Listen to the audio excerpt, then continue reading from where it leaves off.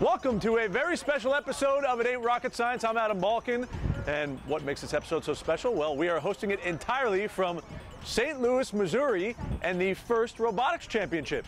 Throughout the show, we will dig down into the highs and lows these kids experience as part of the competition. We'll show you why an Air Force general and the Chief Technology Officer of the United States are here. You may be surprised to hear what impresses them most about the competition and the students.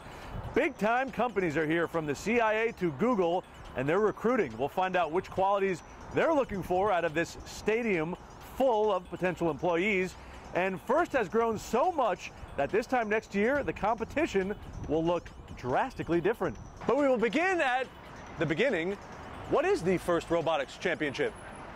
To put it simply, Dean Kamen, arguably the Thomas Edison of our generation, created FIRST to help make STEM subjects cool.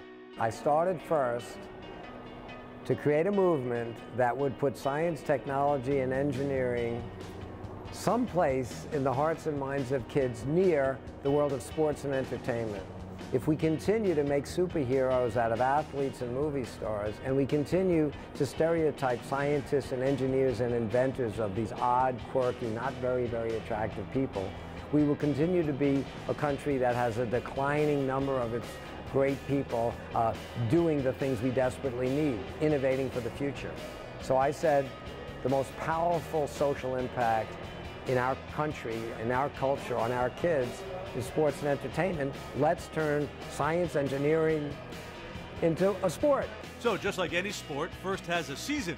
It begins with a kickoff in January, and then after local and regional competitions, culminates with the World Championships each spring in St. Louis. Yes, World Championships, with teams from as far away as Brazil, Israel, and Australia. The kids get a kit.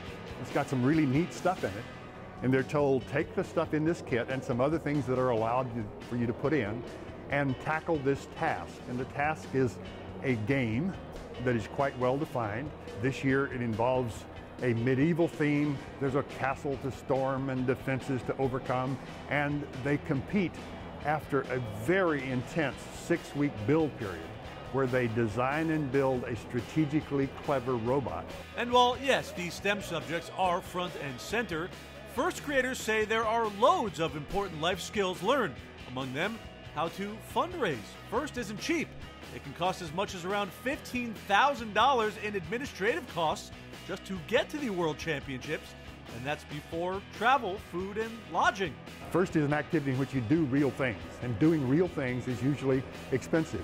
The teams learn how to go raise money to support, for example, their travel, which is probably the biggest part of the budget. Designing and building something in a team is a very sophisticated intellectual activity that is absolutely critical in today's workforce.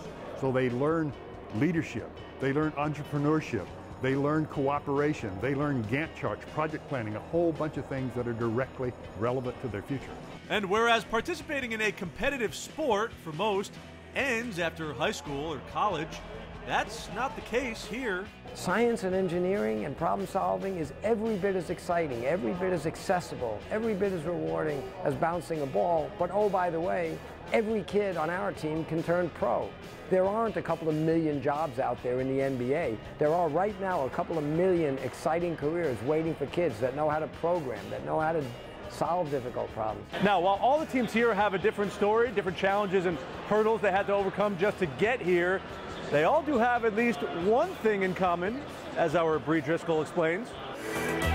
Teams from as far away as China and Mexico have descended on St. Louis for the championship. 600 robotics teams in total, some 9,000 participants. While they all have different strategies, their goal is the same: to have their robot conquer the playing field. To achieve that goal, there are lots of moving parts, not only on the robots themselves, but also the team members. There's a lot of politics involved with the robotics. Some teams have dozens of members, but to form a team, there must be at least 10 high school-age students taking part. Each student plays an integral role in helping their team succeed. There are the drivers, who have to think on their feet to operate the robot to score as many points as possible in 3 minutes, all while avoiding the other alliance's defenses. I've learned to work under a lot of pressure. Being a driver has definitely made me, instead of double thinking yourself, it's just more of go for it. But before the drivers can go for it, the programmers have been hard at work setting up how the controllers will manipulate the robot's movements. There's a lot of logic there, and you have to be able to analyze why the program doesn't work and what you have to do to correct it. There's also the pit crew, which helps to fix anything if it breaks. They are also responsible for taking preventative measures to keep the robot working at maximum capacity. Making sure that the robot's always ready to go, that there's fresh batteries always for them, so when they need to go compete, they have everything they need and everything's working. To get to the championship, it has not only taken hard work, but money as well. That's where the business managers come in. Business leader needs to understand is the needs of his teammates. So maybe he's not an engineer himself, he or she's not an engineer himself. It doesn't change the fact that they also need to understand that their team needs certain things and they need to be able to get those for them, whether it's actually gathering sponsors or finding mentors that will help them throughout the build season. While these students have clearly mastered their roles to get here to the championships, they do rely on the guidance of adults as coaches and mentors. You have to be able to work with different types of students, and that takes a lot of patience. You have some that are very outgoing, some that are very reserved, some that understand things at different levels, and you have to go to the lowest common denominator to kind of keep everyone on the same sheet of music and keep everyone moving forward. Which sometimes isn't always the easiest task. It can be very much like herding cats. So while these students are known for mastering math and technology, they say teamwork is the key to winning. For It Ain't Rocket Science, I'm Bree Driscoll. And alongside, of course, the students' technical expertise, it is that teamwork that is perhaps even more impressive to a couple of very distinguished guests at this year's first Robotics Championship.